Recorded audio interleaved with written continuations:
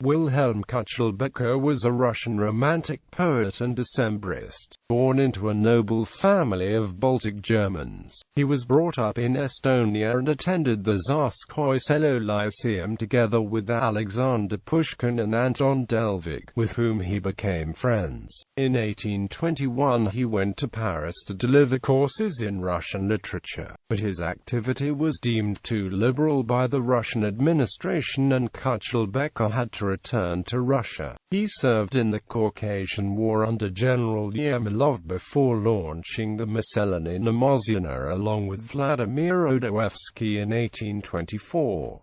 Despite his German name, Küchelbecker was an ardent Russian patriot, and though closely allied with the Romanticists, he insisted on calling himself a literary conservative and a classicist. Dostoevsky characterizes him as a quixotic figure, ridiculous in appearance and behavior, but his personal friends had a warm affection for him. Pushkin, who was one of his principal teasers, dedicated to him one of the most heartfelt stanzas of the Lyceum anniversary of 1825. As a poet, Küchelbecker had a pantheistic vision of the world but did not succeed in giving it a definite expression. His poetry is an inchoate world, awaiting a builder. His best-known poem is the noble elegy on the death of Pushkin, a poem closing the golden age of Russian poetry. In his short prose piece, European Letters, a 26th-century American travels in Europe which fell back to barbarism. In satiric Land of Acephals, a protagonist travels to the moon to find there a dystopian state. During the doomed Decembrist uprising, he made an attempt on the life of the Tsar's brother Michael. Küchelbecker was sentenced to corporal punishment which was commuted to imprisonment in Sveaborg, Kexholm, and other fortresses for 10 years.